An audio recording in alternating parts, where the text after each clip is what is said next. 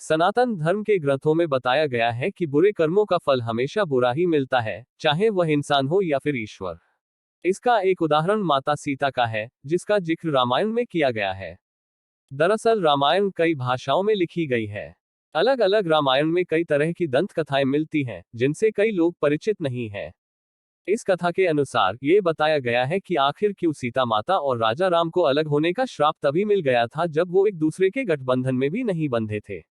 इस कथा के अनुसार माता सीता को एक तोते का श्राप मिला था, जिसकी वजह से उनको भगवान राम से अलग होना पड़ गया था।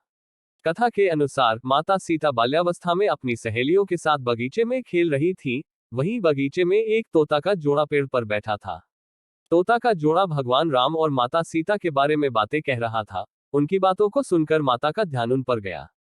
मादा तोता बोल रही थी कि अयोध्या के राजकुमार राम काफी प्रतापी राजा होंगे। उनसे माता सीता का विवाह होगा।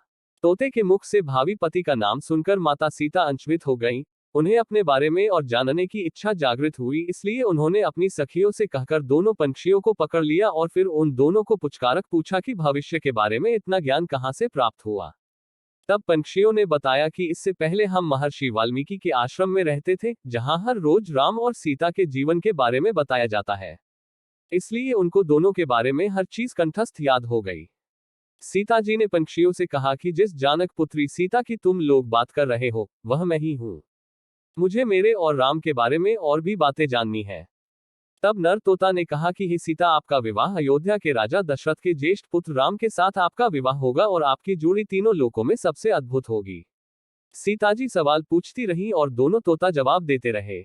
ऐसे में सीता जी प्रसन्न हो गई और कहा कि अब ये हमारे साथ ही यहाँ पर रहेंगे। लेकिन ये सुनकर तोता हैरान रह गया और उसने कहा कि हम पंछी हैं, हमें पिंजरे में कैद ना करो।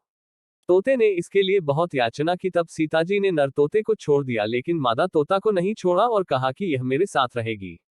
नर तोता ने कहा कि मेरी पत्नी गर्भवती है, इसलिए ऐसे समय पर उसको जाने दें। हम दोनों एक दूसरे का वियोग सहन नहीं कर सकते, इसलिए आप मेरी पत्नी को जाने दें। लेकिन सीता जी ने उसकी एक न सुनी। इस पर मादा तोता को बहुत गुस्सा आया और शाप दिया कि जिस तरह तुमने गर्भावस्था में मेरे पति से मुझको अलग कर दिया है, वैसे ही गर्भावस्था के दौरान तुमको भी पति वियोग सहना पड़ेगा। इतना कहते ही मादा तोता ने अपने प्राण त्याग दिए।